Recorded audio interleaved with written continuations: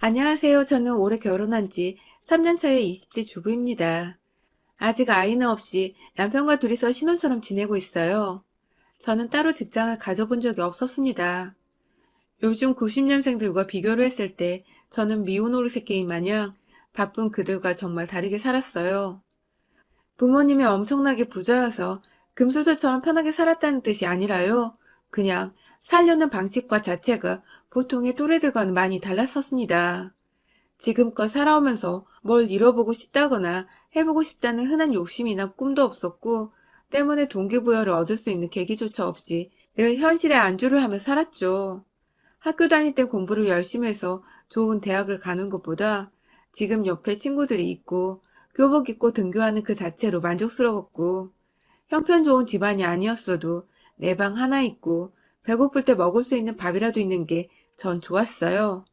사는 것 자체가 딱히 불만이 없었고 과거에 후회하는 마음조차 가져본 적이 없는 마치 부처와 같은 삶을 살았죠.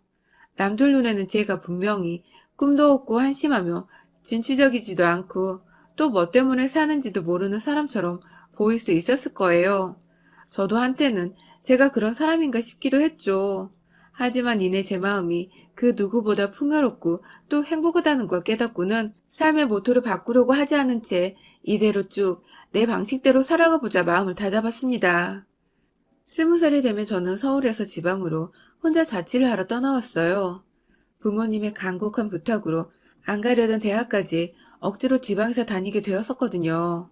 학교를 위해 처음 자취를 하게 되었고, 대학을 졸업하는 내내 어린 시절과 마찬가지로 꿈을 제대로 가지지 못해 그냥저냥 졸업을 하고도 학교 근처의 한 옷가게에 취업을 했습니다. 정확히 취업이 아니라 알바 자리를 얻은 것이었어요. 전공 자체가 성적에 맞춰간 거라 딱히 흥미를 느낄 수도 없었기에 취업 준비를 제대로 했을 리가 없었고, 그래도 제 스스로 월세를 내고 독립적으로 살자는 마음에 알바를 구했는데 이게 생각보다 제 적성에 맞았어요. 스트레스도 별로 없고 사장님도 알바생을 잘 챙겨주시고, 그래서 살고 있던 월세집 계약이 완전히 만료가 되어 다시 서울로 올라가기 전까지는 그곳에서 일을 하며 돈이나 벌기로 결심을 했죠. 그런데 결국 그로 인해 저는 그 지방에 쭉 지금까지 정착을 하게 되었습니다. 그 시기에 제가 운명처럼 저희 남편을 만났거든요.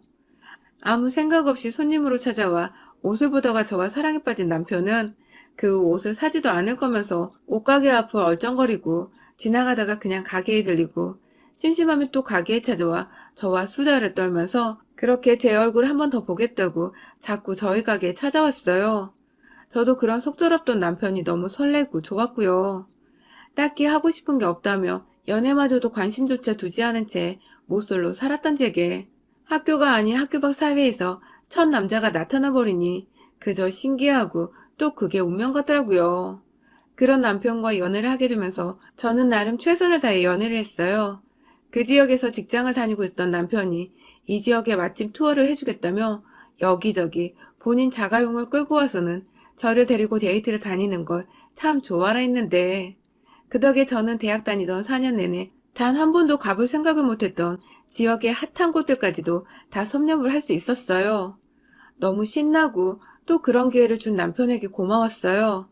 왠지 늘 남들과는 다르게 살았던 것 같던 제게 왜인지 평범한 여자의 삶을 살게 해준 것 같아 느낌이 묘하기도 했죠. 남편 덕에 이런 호강을 누려본다는 생각이 들어서 오히려 제 분에 넘치는 남자라며 남편과의 연애에 감사함도 느꼈죠. 남편은 저를 참 많이 좋아해준 사람이었습니다. 함께 맛집을 다니면서 맛있게 먹는 제 얼굴을 보는 걸 더 좋아라 해주는 사람이었어요. 따뜻한 눈빛으로 절 바라봐주는 게 늘 설레였고, 저도 남편이 주는 사랑에 늘 고마워하고자 애정 표현도 제 딴엔 정말 많이 했어요. 주변의 남편 친구들은 저희 같은 커플이 결혼 안 하면 누가 하냐며 저희 사이를 은연중 부부라고 부르고 다닐 정도였고, 저희도 그 소리가 듣기 좋아서 자연스럽게 결혼을 계획하게 되었습니다. 한마디로 서로 좋아하기도 했지만 주변의 분위기에 휩쓸려 더 감정이 격해졌고 결혼을 서두르게 된 경우였죠. 급한 감이 없잖아 있었지만 결론적으로 결혼을 하고 나서도 보니 남편과의 결혼은 두고두고 잘한 것이란 생각이 들어요. 하지만 그때나 지금이나 저희 결혼에 걸리는 하나가 있었다면 그건 바로 저희 시부모님이셨어요. 제가 제대로 된 사회생활을 해본 적도 없었고, 제대로 어른들을 상대해 본 적도 없었기 때문에 시부모님은 첫 만남부터 참 어려웠습니다. 그럼에도 불구하고 같은 지역에 시부모님이 살고 계셨기 때문에 연애를 하면서 우연히 몇 번 시댁에 먼저 들리게 된 적이 있었는데요. 처음에는 타지에 사는데 제대로 밥을 못 챙겨 먹는 게 아니냐고 절 먼저 걱정해주신 시어머니의 부름에 연애하고 5개월 만인가 처음으로 남편의 집에 들어가 봤어요. 아니, 태어나서 친구 집 말고 남자의 집에는 아예 처음 들어가 본 것이었죠. 떨리는 마음도 컸고, 가서 뭘 어떻게 잘 보여야 하는지도 모르겠고, 그냥 있는 그대로의 나를 거짓없이 보여드리면 좋아하시지 않을까 했습니다. 하지만 그건 정말 철없고 어렸던 저의 큰 착각이었어요. 시부모님께서는 저에 대한 얘기를 남편한테서 미리 전해 들으셨던 것 같아요. 제가 지방대를 나와 졸업 후 옷가게에서 알바를 하고 있다는 것까지 말이죠. 시댁에 가보니 시아버지는 애초에 저에게 물으시는 질문 단 한 개도 없을 만큼 관심이 없으셨고요. 그저 차려져 나온 밥을 묵묵히 드시곤 손님을 불러놓고도 TV를 보시겠다며 곧장 소리를 키우곤 TV 앞에 앉아 화면만을 뚫어져라 쳐다보셨어요. 제가 집에서 나갈 때까지 말이죠. 반면 시어머니는 아버님보다 좀 많이, 아니, 훨 저에게 관심이 많으셨는데, 물론 그게 좋은 쪽은 아니었습니다. 전공은 뭐였는지, 여기 도시에서의 생활은 어땠는지, 졸업 후 앞으로의 계획은 무엇인지, 정말로 미래의 며느리를 대하듯이 상견례 자리에서 필요할 만한 질문들을 망설임 없이 던져대셨어요. 제가 마음에 너무 안 들지만 아들이 데려왔으니 어쩔 수 없이 물어는 볼게 하는 듯 했던 어머님의 표정과 태도는 절 괜히 주눅들게 만드셨죠. 그러다 마지막쯤 물어볼 걸 다 물어보신 어머님은 저희 부모님에 대해서도 물어보시더군요. 분명 그 자리는 혼자 자취하는 제가 안쓰러워 불러주신 식사 자리였는데 말입니다. 저희 부모님은 아주 평범한 분들이십니다.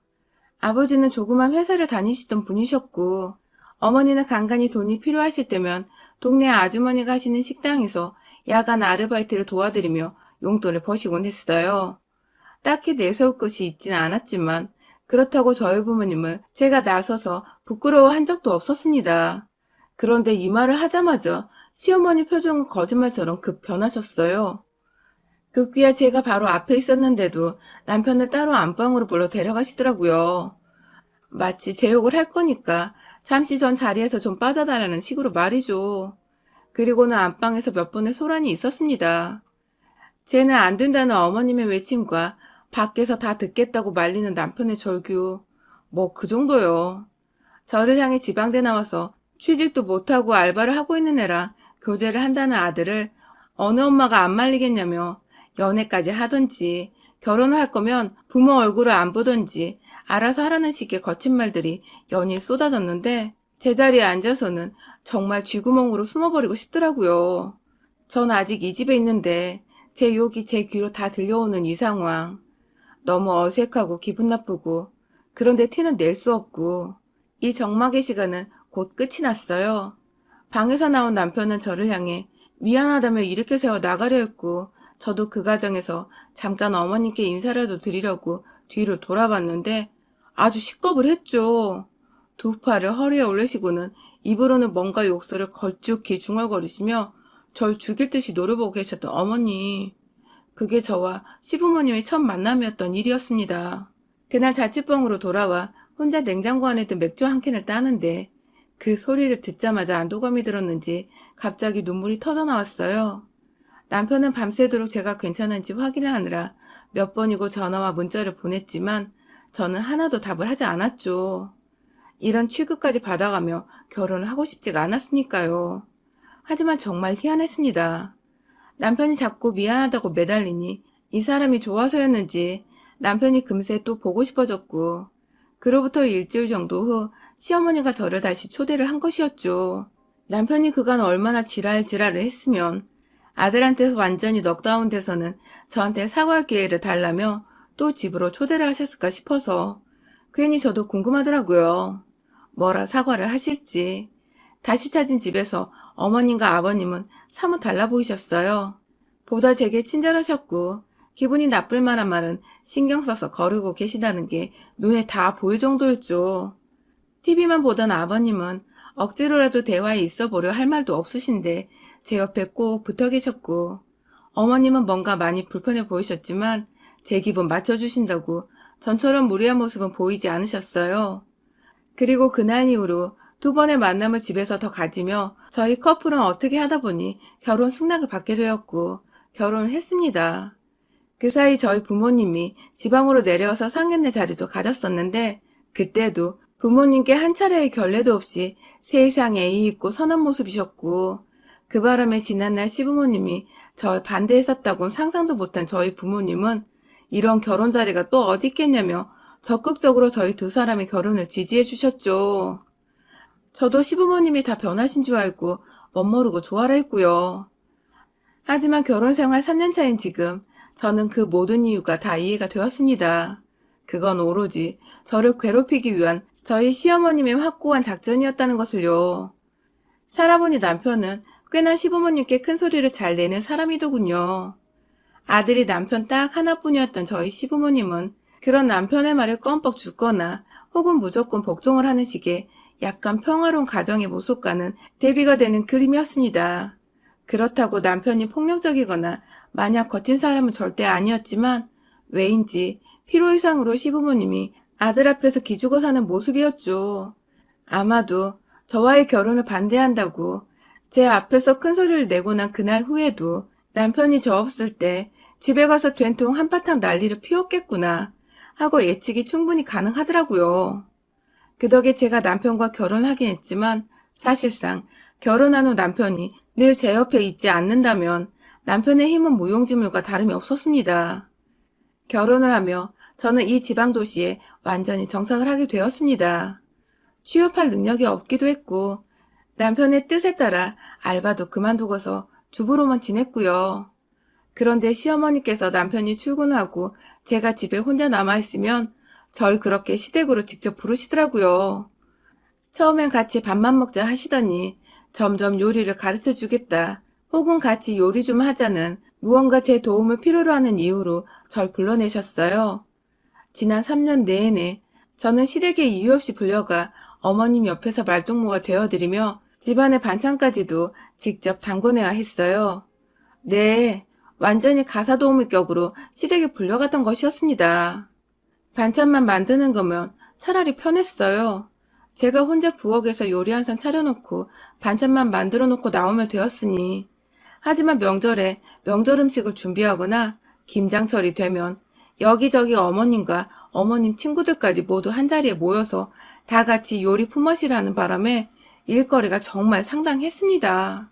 다른 집들은 정성이 중요하다면서 남의 손을 타지 않던데 저희 어머님은 그닥 제사가 중한 집안도 아니었고 주변에 비슷한 친구분들이 많으셔서 그런지 사소한 명절 음식부터 김장까지도 다 친구분들과 함께 해결을 하셨어요. 그 바람에 저는 안 그래도 어려운 시댁에서 시어머니 친구분들까지 상대를 해야 했죠.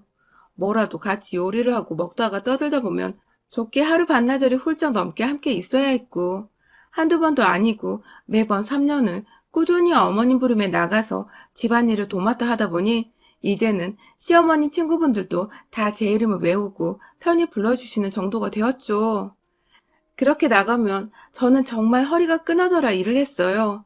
한 6명 정도 모이시는 어른들 사이에서 가위 가져와라, 양념 더 쳐라, 쓰다버리를 다 들어야 했고, 집에 오면 아직 20대인데 허리가 끊어지는 기분이 들 정도로 몸이 피곤했어요. 그래도 큰 미움 없이 이렇게 찾아주고 불러주시는 것만으로도 결혼 생활 중 다행이라 생각을 하며 찾아갔던 것인데, 얼마 전 그랬던 저의 마음을 몽땅 쓰레기통에 집어넣게 만든 일이 생겼습니다. 그날도 역시나 남편이 출근하고 혼자서 여유롭게 빨래를 돌리고 있는데 시어머니 전화가 걸려왔어요. 김장철인데 왜 먼저 도와드려야 하는지 안 물어보냐며 전화를 받자마자 화부터 내시더라고요.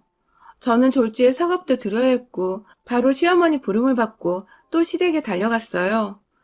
가보니 예고도 없이 시댁 거실 한가운데에 시어머니 친구분들이 쪼르르 앉아 계셨습니다. 인사를 드렸으나 역시나 저는 본체만치 하며 본인들 수다 떠는 곳에 정신 없으시더군요. 조용히 혼자서 어머님들 따라 장갑을 끼고서 자리에 앉았습니다.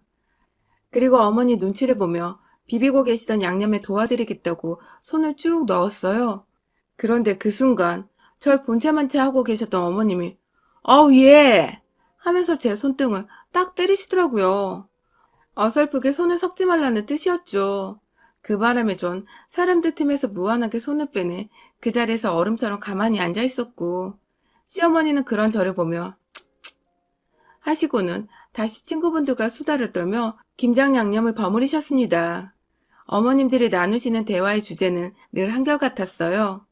자식 자랑 얘기, 아니면 결혼하고 나서 생긴 며느리 얘기였죠.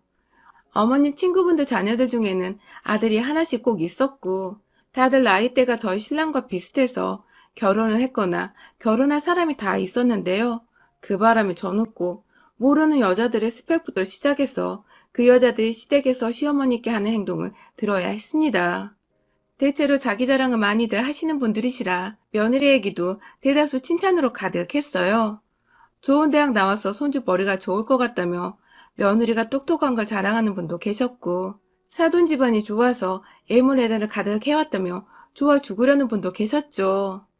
며느리가 변호사라서 바빠 얼굴 보기 힘들다고 보기 좋은 투정을 부리는 분도 계셨고, 아무튼 다들 저희 어머니가 들었을 때 배 아파 죽는 그런 말들을 던지며 하하호호 웃고 계셨어요. 문제는 제 옆에 계시던 시어머니가 그 소리를 들으며 아무 말도 못 하시더라고요. 평소 말도 많고 웃음도 많으신데 꼭 다른 집 며느리 자랑 얘기만 나오면 입이 꾹 다물어지시는 어머님의 태도는 전 늘 죽을 죄를 지은 죄인 마냥 그런 어머니 보기가 죄송해 고개를 숙이고 있어야 했어요. 함부로 말을 꺼낸다가는 어머님이 닥치고 가만히 있으라며 제게 화풀이를 하실 게 뻔했으니까요. 뭘 하고 있어야 할까 싶어 잠시 두리번거리다 뒤에 소금물에 담겨져 있는 배추가 보였어요. 각자 20포기씩은 가져가려고 하신 건지 큼지막한 바구니 여러 개 안에 거의 100포기가 훌쩍 넘는 배추들이 담겨 있었죠.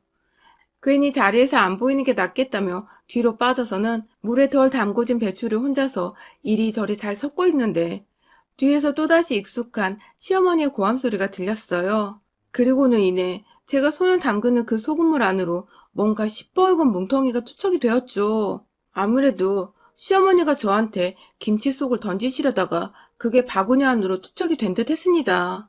너무 놀라서 몸을 피하며 뒤를 돌아보니 시어머니는 도대체 어느 부분에서 화가 그토록 나신 건지 씩씩거리며 제게 "가만히 있으랬는데 왜 자꾸 주변에 설정거려?" 하며 2차 고함을 지르셨고, 졸지에 주변에 계셨던 어머니 친구분들까지 모두 하던 대화를 멈추고 일제히 저와 시어머니를 바라보셨어요. 한 사람이라도 며느리한테 너무한 거 아니냐고 쓴소리를 할 법도 한 상황인데 정말 아무도 시어머니께 뭐라 말하는 사람이 없더군요. 모두의 관심 속에서 철저히 관심거리이자 외톨이가 된 그 순간, 시어머니는 친구분들 사이에서 자신만 자랑할 며느리의 장점이 없다는 생각에 속에서 천불이 날 대로 나셨던 건지 좀 더 거친 숨소리를 몰아치시며 씩씩거리셨고, 급기야 빨간 김치 속에 다 묻어있는 장갑을 낀 채 저의 긴 머리를 잡아 끌어올리셨어요. 순간 끌려진 제 표정에 본인도 흠칫 당황한 듯 보였지만 이내 친구들 앞에서 더 망신살을 당하고 싶지 않았던지 제가 완전히 자리에서 일어서자 방 안으로 들어가 있으라는 손짓을 지으며 말하시더라고요. "공부도 못해 친정도 묵사발해 능력도 없고 넌 왜 사니?" 하고 말입니다. 우리 아들이 너만 아니었으면 결혼하려던 여자들이 줄을 섰었는데 여우 같은 애 하나 때문에 수준 미달의 며느리가 집안에 들어왔다며 시어머니는 보란듯이 아들 자랑을 하며 며느리인 저를 까내리셨고, 결국 저도 참을 대로 참았단 생각에 그 소리를 듣고만 있을 수 없었습니다. 호구 잡혀서 이런 취급을 받는 것도 정도가 있지. 제 머리카락에는 김치 속이 묻어나고 여기저기 시어머니 때문에 어지럽혀진 것이 정말 냄새도 나고 다 짜증나고 미쳐버릴 것 같았어요. 그만 저도 "야!" 하면서 시어머니께 고함을 질러버리고 말았습니다. 참다 참다 순둥이 며느리였던 제가 터져버리고 만 것이었죠. "이게 보자보자 하니까?" 하면서 인상을 팍 쓰고는 시어머니 앞으로 다가갔어요. 순간 제 태도에 겁먹은 시어머니가 뒷걸음질을 치렀다 말았죠. 그러다 시어머니는 이내 상대가 저라는 걸 되새기셨는지 다시금 제게 어디서 소리를 지르고 지랄이야? 하면서 친구들의 공감을 구하며 막 저를 향해 개념 없는 며느리라 욕을 하기 시작하셨어요. 그리고 친구분들은 모두 어머님 말씀에 동의를 하려고 또 여기저기 수근거리는 소리가 들리려 했는데 그 순간 제가 시어머니 뒤에 있던 바구니 안 소금물에 절여져 있던 그 배추 포기 하나를 끄집어 올렸습니다. 주르르 흐르는 소금물 소리가 아주 풍금을 울리던 그때 풀이 확 죽어있던 배추 포기를 그냥 확 시어머니 면상을 향해 던져버렸어요. 파리떼를 분산시키려고 흔들어 제끼는 소의 꼬리마냥 배추는 출렁거리는 형태로 강단 있게 시어머니 얼굴을 후려쳤고 급기야 안에 스며들어 있던 소금물까지 주르르 흘러내리게 만든 바람에 시어머니는 배추와 소금물 폭탄에 쫄딱 졸여지고 말았습니다. 그리고 저는 시어머니뿐만 아니라 그 자리에서 시어머니의 갑질에 동조하고 방금만 하던 친구분들을 향해서도 배추 포기를 들어 투척을 하며 온 집안 구석구석을 소금에 절여진 배추와 소금물로 가득해지도록 난장판을 만들어버렸어요. 그리고는 다신 절 부르지 말라고 시어머니를 향해 삿대질을 하곤 남아있던 배추 절이던 바구니들과 김치 속 담그던 대야까지 다 엎어버리고는 그 자리를 빠져나왔어요. 혹여나 싶어 남편에게 먼저 그날 시어머니께 당한 모욕을 모두 털어놓고 배추로 조금 난장판을 치고 왔다고 고백을 하니 남편은 오히려 웃으면서 이제야 솔직해졌다며 오히려 잘했다고 절 칭찬해주더라고요. 남편도 그간 시어머니께 왜인지 당하고만 살던 제가 보기 안쓰러웠던 것이었습니다. 결국 저는 그 난리를 쳐놓고도 오히려 남편의 응원을 받았고 동시에 시어머니의 코를 완전히 납작하게 만들어버리고 그간 당했던 시집살이를 완전히 일단락시켰답니다. 여러분의 생각은 댓글로 남겨주세요. 오늘도 시청해주셔서 감사합니다.